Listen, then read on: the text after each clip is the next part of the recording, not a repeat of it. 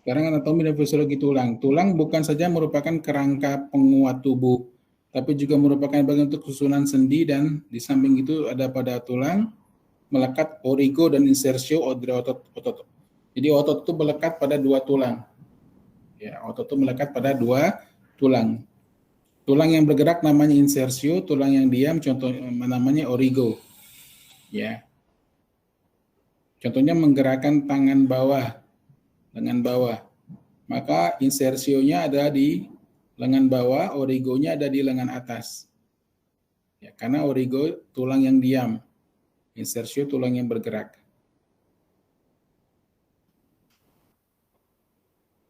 Jadi fungsi tulang adalah membentuk tubuh. Tubuh kalau nggak ada tulang kayak hewan cumi-cumi ya. Jadi bentuknya berubah-ubah karena nggak ada tulangnya. Ya. Jadi membentuk tubuh, kemudian pelindung tubuh, fungsi tulang pelindung tubuh, contohnya tulang dada melindungi paru, melindungi jantung, tulang punggung melindungi rongga abdomen, ya, tulang usus melindungi pelvis, ya, tulang kepala melindungi otak. Ini dia membentuk rangka badan.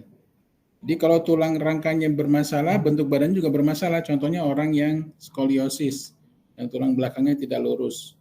Ya, ketika rangka tulangnya bermasalah, maka bentuknya pun badannya bermasalah.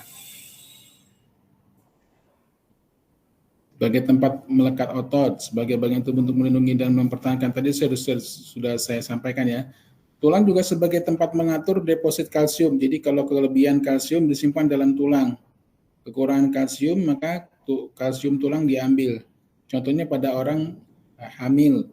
Orang hamil itu butuh kalsium tinggi. Kalau ibunya kurang kalsium, maka kalsium tulang diambil dari tulang ibunya untuk membentuk kalsium bayinya. Tulang bayinya. Tulang punya rongga tengah, rongga di tengah-tengah namanya sumsum tulang. Ya, isinya tempat hematopoietik, bukan hematopoietik. Pembentukan sel darah, sel darah merah, poietik, pembentukan. Ya. Yang bentuk sel darah merah, sel darah putih, dan trombosis. Sel darah putih itu ada dalam sumsum tulang, ada juga dalam limfa, sel darah putih. Sel darah putih leukosit, sel darah merah eritrosit. Ya. Komponen-komponen utama dari jaringan tulang adalah mineral-mineral dan jaringan organik. Jadi kolagen dan proteoglikan adalah organik. Kalau mineral anorganik ya, contohnya kalsium itu anorganik. Kalau organik contohnya karbohidrat, protein, lemak itu organik. Kalau anorganik contohnya adalah mineral-mineral kalsium, fosfor, mangan, sulfur, fluor, itu namanya mineral. Kalau organik itu karbohidrat, protein, lemak, dan turunannya. Proteoglikan itu artinya campuran antara protein dan glukosa. Ya, karbohidrat namanya proteoglikan. Kalsium dan fosfor membentuk suatu kristal garam, hidroksiapatit namanya, yang tertimbun pada matriks kolagen dan proteoglikan. Itulah mengandung kolagen. Kolagen itu mengikatnya, ya mengikatkan kristal kalsium dan fosfat. Jadi ibaratnya kalsium fosfat ini batu bata, semennya adalah kolagen, semen pasirnya adalah kolagen. Jadi kalau batu bata ditumpuk, kalau nggak ada semen pasir, maka akan rapuh. Semen pasir kalau nggak ada batu bata, maka temboknya rapuh. Ya, kira-kira seperti itu. Matriks organik tulang disebut juga sebagai suatu osteoid. Osteoid adalah matriksnya. Matriks itu pengisinya. Jadi kayak semennya. 70% dari osteoid adalah kolagen tipe 1 yang kaku dan memberikan ketegaran tinggi pada tulang. Ya. Jadi tulang itu bisa lentur, tapi enggak terlalu lentur. Kayak besi itu bisa dibengkokkan ya. Tulang juga bisa dibengkokkan.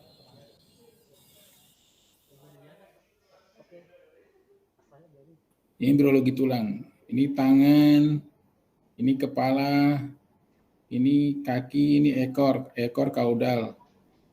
Ya, lama-lama ini ektodermal. Ektodermal itu kulit luar, luar, dermal kulit. Ya, kemudian dari sini keluar tulang, tumbuh tulang. Ya, tulang itu di atas mineral dan kolagen. Mineral adalah batu batanya, kolagen adalah pasir semennya.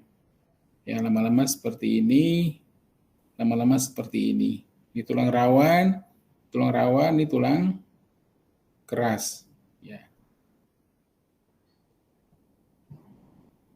Perkembangan tulang ada secara langsung. Pada proses ini tulang akan terbentuk secara langsung dari membran tulang. Membran itu selaput ya, dalam bentuk lembaran-lembaran, misalnya pada tulang muka. Tulang pelvis itu tulang pinggul ya. Skapula itu yang di punggung belakang yang yang menonjol itu, dan tulang tengkorak. Jadi dia terbentuk secara langsung dari membran ya. Makanya wajah orang tengkorak ya, masih kecil wajahnya bulat, udah besar agak oval misalnya begitu ya, karena proses penulangannya berkembang terus. Proses penulangan ini ditandai dengan terbentuknya osteoblast. Osteoblast itu artinya sel pembentuk tulang.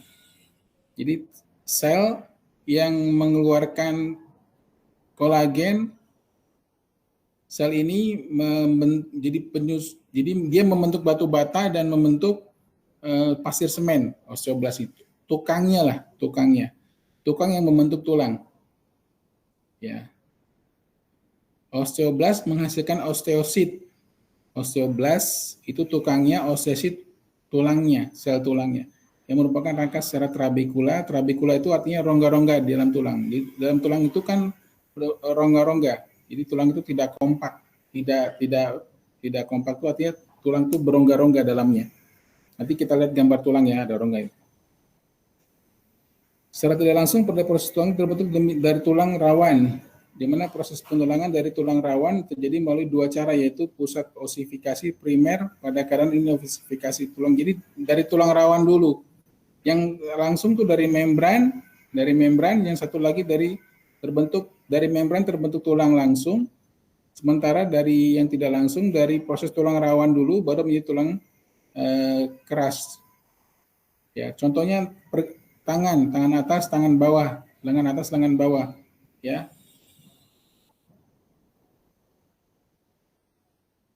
Nah, ini dia pertumbuhan tulang dari tulang rawan, ya, kemudian pusat osifikasi itu penulangan, memanjang, ya. Ini trabekula namanya, spons, pori-pori tulang, ya. Ini sumsum tulang belakang, sumsum tulang, isinya hematopoietin, pembentukan sel darah merah, sel darah putih, sel darah trombosit. Tulang ada tulang panjang, klasifikasi ada tulang pendek, contohnya jari-jari, tulang belakang, ada tulang pipi, contohnya adalah tulang tengkorak, kan pipi bentuknya. Tulang tidak beraturan, contohnya di kaki, ya, di vertebrate tulang belakang, semoid, tulang patella itu tulang di lutut ya. Tulang sutura itu terdapat pada tengkorak tulang. Jadi sutura itu sebetulnya sendi bukan tulang, tapi sendi yang mati. Ya. Ini sutura ini. Ini oksipital, ini parietal, ini temporal. Dan suturanya ini tulang sendi antar tulang dengan tulang, tapi tulang sendinya sendi mati. Ini patella, tulang tak beraturan. Ini tulang panjang, ini tulang pendek, tulang kapal. Ini jari tangan, ya. Ini tulang tak beraturan. Tulang belakang ini, tulang belakang. Secara histologis, tulang terbagi dalam tulang imatur, tulang matur, tulang kortikal, tulang yang sudah tua ya, tulang trabekular ya, tulang yang sudah osteoporosis contohnya. Jadi pertama imatur, ini contohnya tadi saya sampaikan.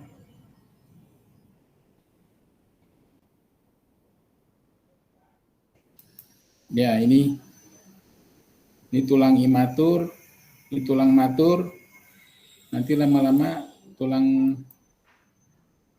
tulangnya lama-lama menjadi osteoporosis. Ya, tulang yang kortikal itu sudah mulai keropos, dan trabekular sudah mulai tambah keropos. Ya, histologis tulang. Jadi daur hidupnya tulang. Periosteum, seluruh tulang diliputi oleh lapisan fibrosa yang disebut periosteum. Jadi selaput tulang itu punya selaput, namanya periosteum. Ya, yang mengandung sel-sel yang berproliferasi namanya osteoblast. Proliferasi artinya berbelah dua. Ya, jadi satu sel menjadi dua sel menjadi 4 sel menjadi 8 sel, itu namanya proliferasi. Kebanyakan tulang panjang memiliki arteri. Arteri itu artinya pembuluh darah, ya, untuk memberikan nutrisi makanan kepada tulang. Jadi tulang itu perlu makan, ya. Kenapa? Karena tulang perlu makan, karena satu ada osteoblast. Tulang itu hidup, ya. Karena kalau nggak hidup, tulang itu nggak bisa tambah besar. Yang kedua, untuk mengirim kalsium, fosfor, dan kolagen, bahan-bahan pembentuk kolagen. Jadi harus ada arteri yang memberikan nutrisi kepada tulang. Ya, lokasi dan keutuhan dari pembuluh darah inilah yang menentukan berhasil atau tidaknya proses penyembuhan suatu tulang yang patah. Jadi kalau tulang patah, kenapa bisa nyambung? Karena ada arteri, bukan arteria ya, arteri, untuk memberikan nutrisi. Ya, kalau nggak ada arteri, tulang kalau patah nggak nyambung, dan tulang kalau masih muda nggak panjang-panjang. Nah, ini trabekula nih, ya, sebut trabekula tulang, ya, rongga-rongga tulang. Kenapa ada trabekula?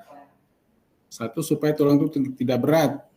Ya, kalau nggak ada trabekula, tulang ini berat. Ya.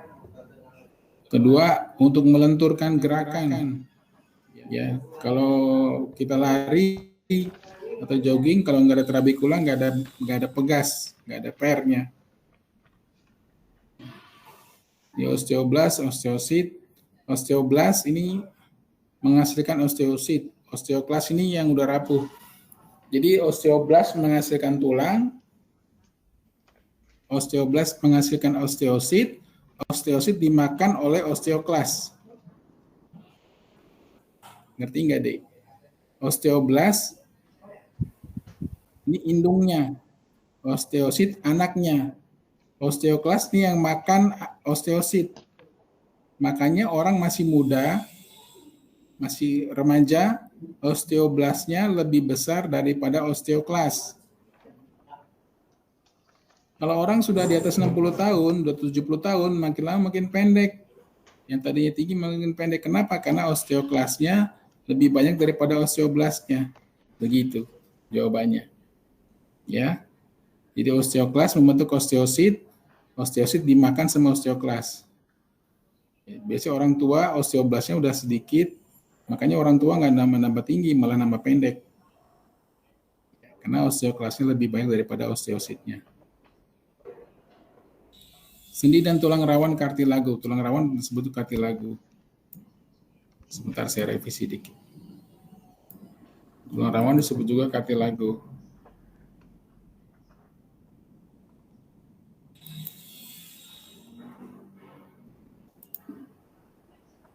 Sendi adalah tempat pertemuan dua atau lebih tulang. Ya. Tulang-tulang ini dipadukan dengan berbagai cara, misalnya dengan kapsul, sendi, pita fibrosa, ligamen, tendon, ya, fascia atau otot. Ya. Jadi tulang diliputi atau disambung dengan bisa berbentuk kapsul, bisa berbentuk sendi, bisa berbentuk fibrosa, ligamen. Ligamen itu contohnya di lutut, ya, itu penuh dengan ligamen. Ya, tendon itu nanti ketika pembahasan otot, ya, dan nama tendon ujung daripada otot namanya tendon. Fascia itu selaput atau otot. Nah, ini ligamen nih, ini tulang paha Ini tulang paha atas, ini tulang paha bawah, kaki bawah, kaki atas atau paha, femur, ini tibia fibula. Kita lihat ini ligamen, ya, sendinya berbentuk ligamen. Ini fascia, ya, ini isinya minyak sinovial, minyak sendi, sinovial itu sendi.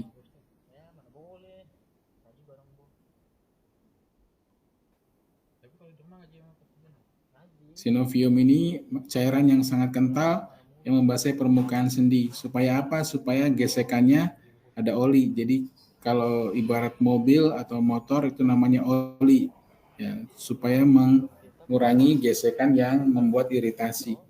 Kalau sinoviumnya sedikit produksinya, maka ketika digerakkan maka menghasilkan nyeri, menimbulkan rasa nyeri. Ya. Otot rangka. Otot dibagi atas 3 ya. Otot rangka, otot lurik, dan otot jantung. Otot rangka ini otot yang untuk bergerak, yang dikendalikan oleh kemauan diri sendiri. Ya, contohnya tangan, kaki. Ya, kita mengendalikan tangan, otot leher, otot mata, otot bibir. Ya. Otot rangka. Ini dia bentuknya. Ini tendon. Jadi otot nempel di tulang itu melalui tendon. Jadi ujungnya otot nempel tulang namanya tendon. Tulang ini bisa berbentuk origo, bisa berbentuk insersio. Origo kalau tulangnya diam, insersio kalau tulangnya bergerak. Nah, otot lurik ini, otot rangka,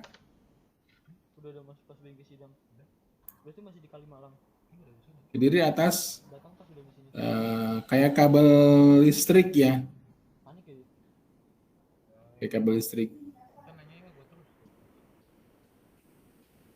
Tendon sudah, ligamen sudah, tendon itu sama ligamen. Kalau tendon itu sama ligamen itu isinya sama. Cuman kalau tendon itu ujungnya otot. Kalau ligamen itu penuh dengan tidak ada ototnya sama sekali, hanya tendon saja. Itu namanya ligamen.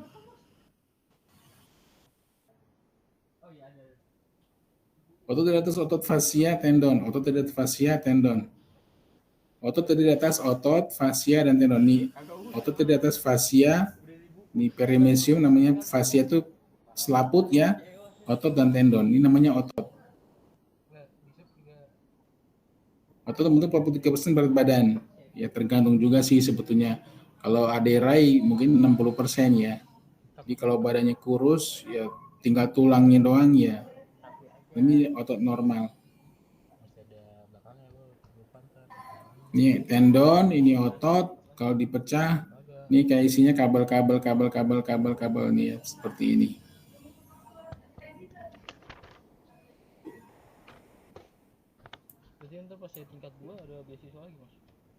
Fungsi otot tadi udah sempat sampaikan.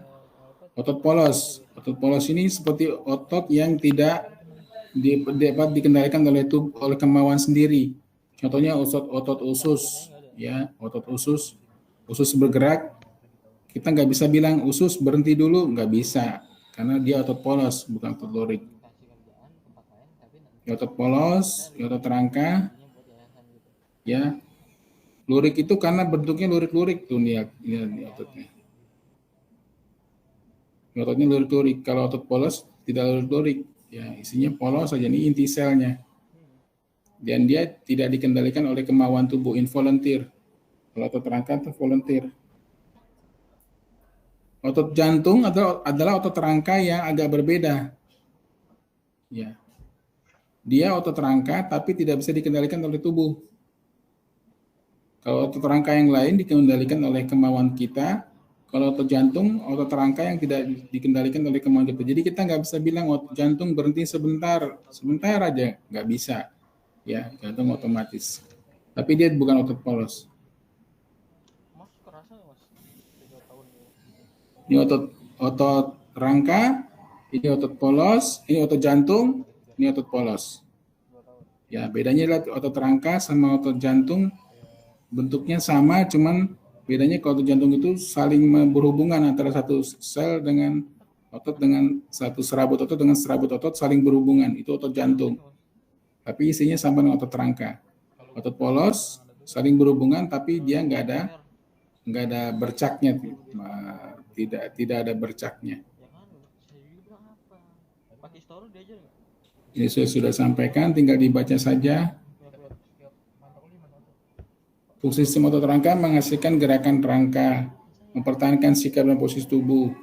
Ya, jadi kita punya sikap membungkuk, mengusungkan dada, membusungkan dada, membungkuk, sujud, itu posisi itu semua otot rangka yang bekerja. Menyokong jaringan lunak, contohnya apa? Otot perut. Otot perut itu dipukul perutnya, kenapa ususnya nggak kena? Kenapa? Karena ada otot melindungi jaringan lunak dalam perutnya. Menunjukkan pintu masuk dan keluar saluran dalam sistem tubuh. Pertahankan suhu tubuh dan kontraksi otot. Jadi kalau orang kedinginan, otot rangkanya menggigil, bergerak. Supaya apa? Supaya menghasilkan panas, ya, mempertahankan suhu tubuh. Ini gambarnya agak sulit ya difahami, tapi saya mau coba jelaskan. Ini saraf, ini otot. Jadi saraf dari kepala nyuruh lewat saraf ke otot, ayo otot bergerak. Jadi misalnya saya mau ngambil sendok, maka di kepala saya bilang sama tangan, ayo bergerak ambil sendok. Maka saraf memerintahkan dari otak saya ke jari, ke tangan saya, ke jari tangan saya, supaya menggerakkan mengambil sendok. Ini namanya sinaps, ya, neural junction, myo-neural junction, myo-neural junction.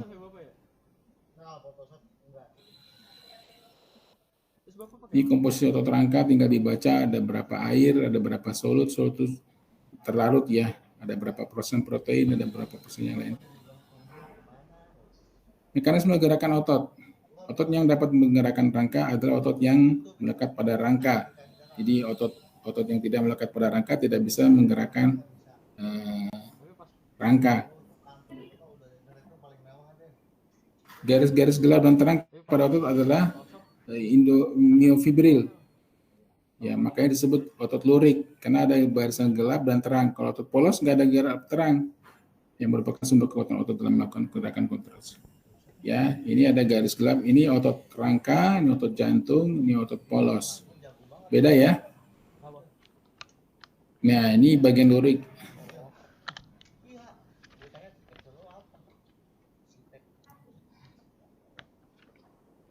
Ini Z line, ini H zone, ini Z line. Ya. Jadi nanti yang mengecil itu adalah yang Z-nya.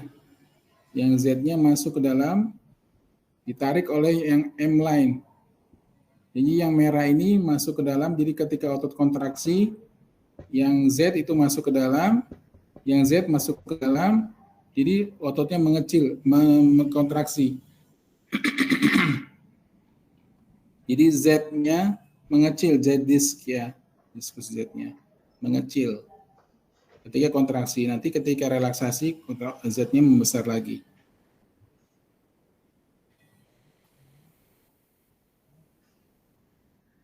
Tinggal dibaca saja. Jadi kalau kurang jelas bisa tanya sama saya. Nah, ini dia. Ya. Jadi Z line-nya, Z diskusnya nanti maju mendekati sini, mendekati M. Ini mendekati M. Nah, kita lihat ini dia. Ini berarti kontraksi. Ya, kontraksi. Kalau menjauhi, melepas, relaksasi. Ya, gitu. Jadi otot bergerak dengan cara seperti ini. Makanya disebut juga otot lurik, karena ada lurik ya. Oke. Saya rasa itu dari saya mengenai otot. Ada yang mau bertanya? Nanti saya tolong WhatsApp saya. Kita bikin grup fisiologi ya. Oh nanti iya, kalau ada yang bertanya, silakan bertanya kepada saya. Apa yang saya kirim juga filenya kepada Anda. Iya, Pak. Coba tulis nomor handphone saya 0812 0812 88 19 8511 dengan Dr. Fahri. Nanti kita bikin grup ya. Nanti saya kirim ke grup file saya ini. File saya kirim ke grup. Kemudian Anda baca, pelajari, kita diskusi di dalam grup WhatsApp ya. Iya, Pak.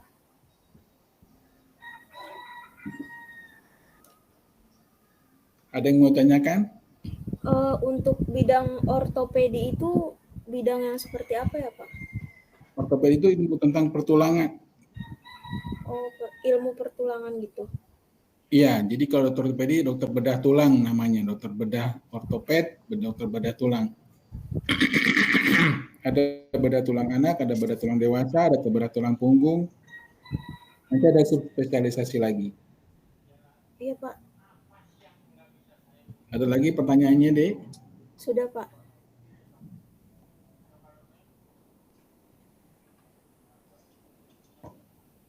Oke, kita lanjut materi kedua ya. Siap? Ya, siap.